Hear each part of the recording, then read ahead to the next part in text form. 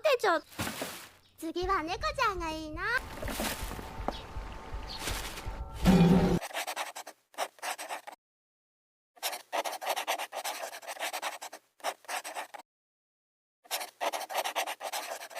ထက်တန်းလွှာနဲ့စင်ရဲနှင်းကြတဲ့လွှာရှိကြပြီးအထက်တန်းလွှာမှာတော့တန့်ရှင်တက်ရပြီးအလုံးမင်းကြည့်ကောင်းလာပါတယ်။နှင်းကြတဲ့လွှာမှာတော့ညစ်ပတ်နေပြီးကြည်ရလုံဆိုပြီးအထက်တန်းလွှာနဲ့စင်ရဲနှင်းကြတဲ့လွှာကိုတတိုင်းတစ်ခုကကာယံတားဆီးထားပါတယ်။အထက်တန်းလွှာဆိုတဲ့အတိုင်းအယုတ်လေးနှင်းငယ်ပြည့်စည်သွားရင်တောင်ပြန်ဝင်လို့ရတယ်ဆိုတဲ့စိတ်နဲ့လွှင့်ပစ်တက်ကြပြီးစင်ရဲနှင်းတန်းစားတွေကတော့သူတို့ပြစ်ထားတဲ့ကောင်းတဲ့အမိုက်တွေကိုလာရောက်ခိုးကပတ်စံနဲ့သူတို့နေတဲ့နေရာမှာပြန်လဲရောင်းချကြပါတယ်။အခုမှလည်းရူတိုဆိုတဲ့ကောင်လေးကအမိုက်လာခိုးနေတာကိုတန်တမန်တွေကမိတာတော့ရူတိုလည်းအမိုက်တွေဖြစ်ပြီးပြေးပြီးမှတကားကပိတ်တော့တန်တမန်တွေလည်းဂန်းတွေနဲ့ထုတ်ဆိုတော့ကောင်လေးလည်းအသက်လူပြီးလက်မရှက်မှန်ပြီးလွတ်မြောက်သွားခဲ့ပါတယ်ရူတိုဆိုတဲ့ကောင်လေးရှိကိုလည်းချီဝါဆိုတဲ့ကလေးမကရောက်လာပြီးရူတိုကိုလည်းအမိုက်တော့ကောက်တာလားမျိုးသားတွေကအမိုက်နဲ့ပတ်သက်ရဲ့အရင်တင်းကျပ်တာတော့အဖက်ခံရရင်ဘာဖြစ်မလဲဆိုတာမသိနိုင်ဘူးတော့တတိပေးနေပါတယ်ရူတိုလည်းတထဲတွေကတုံးလျက်တဲ့ပစ္စည်းတွေကိုရောပြစ်တာဆိုတဲ့အကြောင်းကိုပြောပြနေချိန်တောက်ကလေး၃ကောင်ကရောက်လာပြီးဟီလာဟောက်လာလောက်နေပါတယ်ရူတိုရဲ့လက်ကလက်အိတ်မြင်ဝတ်ထားနည်းနည်းထိတာနဲ့အဖူးတွေပေါက်လာမဲ့ပုံကြီးလို့ဆိုကနောက်ပြီးတော့သူကလူတက်သမားရဲ့သားလေလို့ကထပ်ပြောခဲ့ပြီးတောက်ကလေးကလည်းအရေးကြောင်မကြည့်ပဲပိုပြီးငိုကြုံမြင့်ချိုပြောလာတော့ရူတိုလည်းတော်ရမျက်လုံးတွေနဲ့စကြည့်လိုက်တော့ဟိုကောင်လည်းလက်ပြီးမင်းနဲ့တနေ့ချလူတက်သမားဖြစ်လာလိမ့်မယ်လို့ပြောပြီးထွက်သွားပါတယ်ချီဝါလေးကတော့သူတို့ပြောတာတွေကမဟုတ်ကြောင်းဖြောင်းပြနေပြီးရူတိုကောက်လာတဲ့အရုပ်ကိုချီဝါကတွေ့တော့သဘောကျသွားခဲ့ပါတယ်ရူတိုလည်းရှက်ရှက်နဲ့ဒါကမင်းတွက်လို့ပြောရင်းနေတော့ချီဝါရဲ့အမေကလာခေါ်သွားပါတယ်ရူတိုလည်းစိတ်ငြင်းငြင်းနဲ့အိမ်ပြန်လာနေချိန်အရောက်တော့ရူတိုကိုရထိုကရောင်းမဟုတ်ဘူးမင်းကိုစလို့စားခဲ့တော့ရူတိုလည်းသူကြည့်နေတာကိုတိသွားပြီးရှက်သွားခဲ့ပါတယ်အဲ့ကိစ္စတွေကိုနောက်ထားခိုင်းပြီးမနေ့ကမိုက်ခိုတဲ့ကိစ္စကိုအရင်မေးလိုက်ပါတယ်နောက်ရတိုလည်းမင်းကကလေးရဖြစ်နေတာကြောင့်ပတ်စံတွေကငါတက်တာဝန်ထားဖို့မှာပြီးငါတို့ကတိတ်မတော်တာမဆက်ပဲမိသားစုပဲလေအဲ့ဒါကြောင့်ဘာမှမဟုတ်တာတွေကိုပြင်မှုပြောလိုက်ပါတယ်ရူတိုဆိုတဲ့ကောင်လေးကိုလည်းရတိုကကောင်လေးဖြစ်ခံရတာကြောင့်ကောက်ပြီးမွေးစားထားပေးတာဖြစ်ပါတယ်ရတိုလည်းရူတိုရဲ့လက်မောင်းမှာဂမ်းမှန်ထားတဲ့တန်ရာကိုမြင်တော့လက်အိတ်ချုပ်ခံပြီးပတ်တီးစီးပေးလိုက်ပါတယ်နောက်ကျရင်သတိထားဖို့မှာတော့ရူတိုကလည်းဒီတန်ရာကမိဘတွေရှိကရခဲ့တဲ့တန်ရာနဲ့ဆိုင်ရင်ဘာမှမဟုတ်ဘူးလို့ဆိုပါတယ်ဟိုးရင်ကလေးကဒီမျိုးရဲ့စီးမြင်ကရာဇဝတ်ကျူးလွန်မိရင်တေးတန်ချက်ချင်းချပြီးတွင်းတက်ကိုပြစ်ချကြပါတယ်ရူတိုရဲ့ဖေလည်းအဲ့လိုမျိုးပွားပါပဲဒီလိုချီထောက်လို့ကဘာကြီးမှာတောင်မင်းခုတိုင်နဲ့အရေးကြီးတဲ့ဟာတွေကိုယူဆိုင်ဖို့ရတိုကမာနေပါတယ်ရူတိုရဲ့လက်ကလည်းတီတက်ဆရွယ်ကလေးကမဲတုံးနေတာကြောင့်ပတ်ဝန်းကျင်ရဲ့အကြည့်တွေကြောင့်ရူတိုရဲ့စိတ်ချတွေကငငယ်ကလေးကအောက်ဆုံးမှရှိနေခဲ့တာပါအဲ့ချိန်မှာရတိုကလည်းအိတ်လာပေးခဲ့ပြီးအစကတော့ညစ်တီညစ်တုပ်ဆိုပေမဲ့တဖြည်းဖြည်းစိတ်နဲ့ဆင်ပြေလာတာကြောင့်ရတိုရဲ့ကျေးဇူးကြွေးတွေကဆက်လို့တော့မကုန်နိုင်ဘူးလို့ဆိုပါတယ်ရတိုလည်းချီဝါကိုအမြန်လိုက်ဖို့ကြံပေးနေပြီးမပြုံးတဲ့ချီတုပ်ကိုလည်းပြုံးမှုပြောပြနေတာကိုကောင်းစုံနဲ့မျက်နှာပြတဲ့အပြင်ဘက်ကသူကနားထောင်နေပါတယ်မနေ့ရောက်တော့ရာဇဝတ်သားတွေကျိုးလွန်ခဲ့ရင်တွင်းနဲ့ပြစ်ချတဲ့နေရာကိုကြည့်ဖို့ရောက်ချခဲ့ပြီးဒီနေ့လည်းလူတယောက်ကိုတွင်းနဲ့ပြစ်ချလိုက်ကြပါတယ်အဲ့ချိန်ချီဝါလေးရောက်လာခဲ့ပြီးချီဝါကရူတိုနေနဲ့တွင်းနဲ့ပြစ်ချခံရတာကိုသူမအနေနဲ့မမြင်ချင်ဘူးလို့ပြောပါတယ်အန်တယ်များတာမလို့ဖို့ချီဝါကတတိပေးတော့ရူတိုလည်းရူတိုရှိရနေအဲ့အကြောင်းပြောတာခံရပြီလို့ဆိုတော့ချီဝါလည်းဦးလေးကရူတိုကိုချစ်လို့စိတ်ဘူးလို့ပြောတာလေလို့ပြောမိတော့မိသွားကြမှာနှစ်ယောက်သားရှက်တွေဖြတ်တော့ကြပြီရူတိုရဲ့လက်ကအရက်ကိုမြင်တော့ရူတိုလည်းပြောစရာမရှိတော့တာနဲ့မင်းကြိုက်မလားလို့သူဖြစ်ကပစ္စည်းပြထားမဲ့အစားမင်းနဲ့ဆိုသူ့ပူပြောမထင်လို့လေလို့ပြောပြီးအရုပ်ပေးလိုက်တာကိုချီဝါလည်းလက်ခံတော့ရူတိုလည်းပြောလွန်ပြီးရတိုကိုတတိပေးဖို့ပြီးပြန်ခဲ့ပါတယ်လမ်းမှာလည်းတမန်တော်တွေကိုတွေ့တော့စိတ်ကူသွားပြီမဲ့ရတိုကိုပို့ကြချစ်တာကြောင့်အိမ်ကိုဝိုင်းရင်ပြီးပြန်ခဲ့ပါတယ်ပြန်ရောက်တော့သူအိမ်ပြန်ရောက်သူ့ကိုအမြဲကြိုဆိုနေတဲ့ရတိုကမနေညကလူရဲ့ဓာတ်လက်ချက်ကြောင့်တိတ်ထုဆဲဆဲဖြစ်နေတာကိုမြင်လိုက်ရပါတယ်ရတိုလည်းခုခံဖို့ဟန်ပြင်လိုက်ပြီမဲ့သူဘက်ခံလိုက်ရပြီးအဲ့ကောင်ကလည်းစာအုပ်ကိုခောက်ပြီးထွက်သွားခဲ့ပါတယ်ရတိုလည်းရူတိုကိုပြေးတော့လို့ပြောနေပေမဲ့ရတိုကသူ့ကိုကယ်မယ်လို့ဆိုနေကရတိုကလည်းပြေးဖို့မှာပြီးဒီချီတော့ခွာကြီးကိုမင်းပြောင်းလဲလိုက်စမ်းပါလို့ပြောပြီးတက်ထက်သွားပါတော့တယ်အဲ့ချိန်မှာပဲတမန်တော်တွေကရောက်ချလာခဲ့ပြီး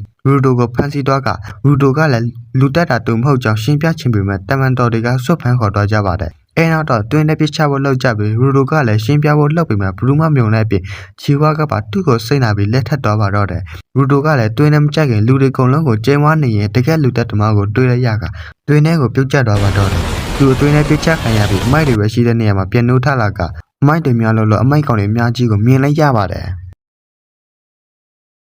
်လူတိုင်းကရာဇဝတ်သားတွေကိုမုန်းကြပေမဲ့ငရေကျသွားရင်ဘာဖြစ်မလဲဆိုတာမသိချင်ကြဘူးလားလို့ရူတိုကမေးခွန်းတွေထုတ်နေပါတယ်အခုမှတော့ ရူတိုတယောက်ကတော့အမိုက်ကောင်တွေကြောင့်ပြင်းနေရပြီအမိုက်ကောင်တွေကလည်းအောက်လိုက်ကြီးလိုက်ခဲ့တော့ရူတိုလည်းပြင်းရင်အယိုးကောင်းကိုတွေးတော့သူ့ကိုဒီနေရာမျိုးကိုပို့လို့ဆိုကတယောက်တည်းလောင်နေခဲ့ပါတယ်ပိုဆိုးစစ်တာကဒီနေရာကအမိုက်ပုံကြီးဖြစ်နေတာကြောင့်လေကလည်းမတန်တော့ရှူတင်လိုက်တဲ့အဆုတ်ကိုထိခိုက်စေပါတယ်ပိုကောင်းတဲ့နေရာကိုရှာဖို့လုပ်ပေမဲ့နေရာတိုင်းမှာလည်းအမိုက်တွေကြီးပဲဖြစ်နေတော့ကောင်းတဲ့နေရာရှိမှလို့လည်းမထင်နေပါဘူးရူတိုလည်းဒီနေရာမှာတရားမယ်လို့ထင်ပြီးနာကြီးနေကရတိုကိုလည်းမြောင်သွားပြီးရတိုကိုတတ်ထားတဲ့ခွေးမတောက်ကိုလက်စားချေရမယ်ဆိုတဲ့စိတ်နဲ့လက်စားမချေခင်တေလုံးဖြစ်ဘူးလို့ကျင်းဝါရင်တုတ်ကောက်ကိုကောက်ယူပြီးအမိုက်ကောင်ကိုချီတော့နဲ့လိုက်ရိုက်ချပါတယ်တစ်ဖက်မှာလည်းလူတယောက်ရှိနေပြီးရူတိုကလည်းအမိုက်ကောင်တွေကိုလိုက်ရိုက်တက်နေကမင်းတို့ကတကယ်နိုင်တဲ့ကောင်တွေပဲလို့ကျုံဝါရဲ့အမိုက်ကောင်ကိုတုံးနဲ့လိုက်ရိုက်ပေမဲ့ဟိုကလည်းပြန်ရိုက်တော့တောင်ဖိုးနဲ့အကျုံးနဲ့အနံပေးလိုက်ရပါတယ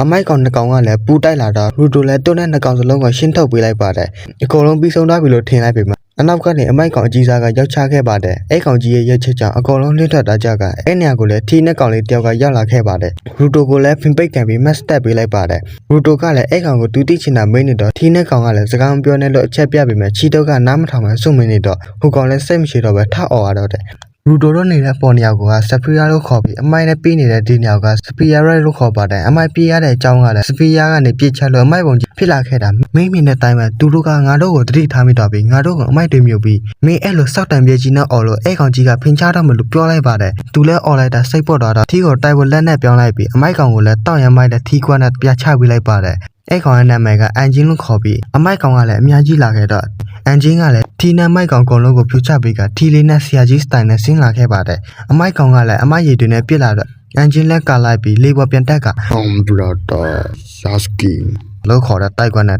တစ်ချက်တည်းအဆုံးသတ်ပေးလိုက်ပါတယ်အဲနောက်တော့ရူတိုကလည်းမိတ်သွားပြီးရတိုနဲ့ပြောခဲ့တဲ့စကားရှိပြန်ရောက်သွားပါတယ်ရူတိုရဲ့အင်ဂျီကညစ်ပတ်လာတော့ရတိုကဘာဖြစ်တာလဲမေးလိုက်ပြီးရူတိုကလည်းရတိုပြောခဲ့တဲ့ပစ္စည်းတွေမှာအတက်ရှိတယ်ဆိုတဲ့စကားကိုပြောလိုက်တာလို့ပြောတာကိုဟိုကောင်တွေကမဖြစ်နိုင်ဘူးလို့ဆိုကသူ့ကိုထိုးခဲ့ကြောင်းကိုပြောပြပါတယ်ရတိုကသူ့ကိုပစ္စည်းတစ်ခုတည်းကိုအချိန်ကြာကြီးတန်ဖိုးထားတော့ရင်ဝိညာဉ်ခဲ့တယ်လို့ပြောခဲ့တာပေါ့အတိမတ်ထားတာပါအဲ့ပုံပြင်ကပစ္စည်းတစ်ခုတည်းကိုအချိန်ကြာကြီးတန်ဖိုးထားတုံတက်တဲ့ချင်းဖြစ်အောင်ပြောကြတာဆိုပေမဲ့ရတိုကတော့အဲ့ဒါကိုယုံကြည်ပါတယ်ဥပမာအနေနဲ့တကယ်ရှိချောင်းတက်တယ်ပြဖို့ဆိုပေါ်ဝါမှာလည်းရှိတယ်လို့ပြောရင်လည်းဟုတ်ပါတယ်ရှိလို့ပဲရူတိုကိုတောက်တာပြောင်းတာပေါ့လို့ရတိုကနမူနာပေးလိုက်တော့ရတိုလည်းအကုန်လုံးမှာရှိတယ်ပေါ့လို့ဆိုကအိမ်ထဲကပြိဘောကပစ္စည်းအကုန်လုံးကိုလက်ညှိုးထုတ်ပြီးမေးပါတော့တယ်သူ့ရဲ့လက်အိတ်ကိုရောတတိချာချာတန်ဖိုးထားရင်တနေ့ချာဝိညာဉ်ရှိလာမှာလို့ရတိုကပြောပြလိုက်ပါတယ်ရူတိုပြန်နိုးလာတော့သူ့ခန္ဓာကိုယ်တစ်ခုလုံးကိုတန်ကျုံးတင်နဲ့ပတ်ထားတော့ရတိုလည်းဘာလို့တာလဲလို့မေးပါတော့တယ်သူ့ကိုကယ်ပေးတာကိုတတောင်းစားလို့ခေါ်ခံရတဲ့အန်ဂျင်းကလည်းရူတိုကတန်ရာရထားလို့ဆိုကနှလုံးညံ့တန်ကျိုးတင်နဲ့ဒီရုပ်ဆွဲခေါ်လာပေးတာလို့ပြောပြလိုက်ပါတယ်ရူတိုလည်းအပေါ်ပြန်တက်ရမယ်လို့ပြောတော့အန်ဂျင်းကလည်းအပေါ်ကိုဒီနေရာမှာကစဖီယာလို့ခေါ်တဲ့အကြောင်းနဲ့အပေါ်ကိုပြန်တက်ဖို့ဆိုတာကစဖီယာကအမြဲလှုပ်ရှားနေတာကြောင့်ရဲ့တခြားအကြောင်းရင်းတွေရှိပေမဲ့တက်ဖို့ဆိုတာမဖြစ်နိုင်ဘူးလို့ဆိုပါတယ်နားလည်းငြိမ်ငြိမ်နဲ့လိုက်ခဲ့ဖို့ပြောပေမဲ့ဟိုချီတုတ်ကလည်းပြောစကားနားထောင်လို့နာကြအပေါ်တော့တယ်လည်းမင်းသိတယ်မလားလို့မေးလိုက်ပြီးနောက်ဒီကဘာကြီးအကြောင်းနဲ့မကောင်းဆိုးကအကြောင်းမင်းရဲ့စွမ်းအားအကြောင်းတွေကိုမှတ်ပြီးစဖီယာကဟိုမ်အေဘေးကိုပိတ်ကန်ပြစ်မလို့ကျုံဝါလုံးနေတာကြောင့်အန်ဂျင်လည်းပြောစကားနားထောင်တဲ့ချီတုတ်ကိုတင်းနေရာကိုခေါ်ထားပြီးအဲ့မှာတယောက်လည်းထားခဲ့လိုက်ပါတယ်ဧကကောင်တွေကလည်းကလီဖန်တမားတွေဖြစ်ချက်ပြီးရူတိုကိုလည်းပန်းတို့တွေးပြီးကားထဲကိုဖမ်းထက်ကသူ့ကိုရရင်ပတ်စံများကြီးရမလို့တွေးနေကြပါတယ်အဲ့ဘိုးတော်ကလည်းစဖီယာကကောင်တွေကိုဆောက်ရမုံကြောင်းနဲ့အမိုက်တွေကိုပြစ်ချတာများလွန်းတာကြောင့်အစိတ်တင်းလေထုဖြစ်ပြီးမကောင်းဆိုးဝါးတွေပေါ်လာစေတယ်လို့ပြောပြလိုက်ပါတယ်နောက်ပြီးအမိုက်တွေကိုပုံကရူတိုပါဆက်တဲ့အတင်းထိုးတဲ့ပြီးပုတ်တိုးနေတဲ့အကောင်ကိုရောပါဆက်တဲ့တက်ပြီးနှိပ်စက်နေတော့ရူတိုလည်းပါဆက်တဲ့လာထဲတဲ့လက်ကိုကိုက်ဖြတ်ပေးလိုက်ပါတယ်နောက်ပြီးအမိုက်တွေကိုလည်းရူတိုကစားကောင်းတောက်ကောင်းစားနေရလို့စားပြခဲ့ပြီးရူတိုရဲ့စိတ်ကလည်းအလုံးမင်းစိတ်ပေါက်ကွဲသွားပြီးတီးကန်စိတ်ကလည်းအဆုံးစွန်ရောက်သွားတော့ရူတိုရဲ့ပစ္စည်းတွေကိုစွန့်ရင်ပေးပြီးဆွဲထုတ်နိုင်တဲ့ဂီဘာစွန့်ရင်တွေထွက်လာတော့ကိုလည်းအန်ဂျင်းကအပေါ်ကနေမှန်ဘလူးနဲ့ချောင်းကြည့်နေပါတယ်ဟိုတောက်ဘိုးတော်ကလည်းကြောင်နဲ့ပါဆက်တဲ့ရှီယာရှောက်အော်နေပြီးရူတိုလည်းသူ့စွန့်ရင်နဲ့အကုန်လုံးကိုအမောက်တိတ်ပေးနေပြီးရူတိုရဲ့စွန့်ရင်ကတူတူချာချာပစ္စည်းတစ်ခုတည်းတုံးလို့ရတာမဟုတ်ဘူးအကုန်လုံးတုံးလို့ရတယ်ဆိုကအန်ဂျင်းတို့လည်းတိတော်တော့အံ့အောင်တော့ကြပါတယ်ဟိုတောက်ဘိုးတော်ကိုလည်းတခါတည်းအဆုံးတက်ခံနေမှထီမင်သားလေးအန်ဂျင်းကဝင်တားလိုက်ပါတယ်အန်ဂျင်းကသူ့ကိုစွန့်အားတကယ်ရှိလားမရှိလားစမ်းတက်ဖို့တက်ကြံလိုက်တာဖြစ်ပြီးတော့ရှိပေမဲ့လည်းရူတိုကငယ်သေးတော့စွန့်တွေကိုမထိနိုင်သေးပါဘူးဒီကဘာကြီးအကြောင်းနဲ့အစွမ်းကြောင်းတွေကိုရှင်းပြမလို့အန်ဂျင်းကပြောပြလိုက်ပါတယ်မင်းသိရှင်တန့်ရှင်အဖွဲ့တွေဝင်ဖို့ကန်လန်းပြီးတန့်ရှင်အဖွဲ့ကမင်းလိုလူကိုလိုအပ်တယ်လို့ပြောလိုက်ပေမဲ့ဆရာသမားကတော့တခွန်းနဲ့ပြောလိုက်ပါတယ်မဝင်ချင်ဘူးလို့ပြောလိုက်တာပါ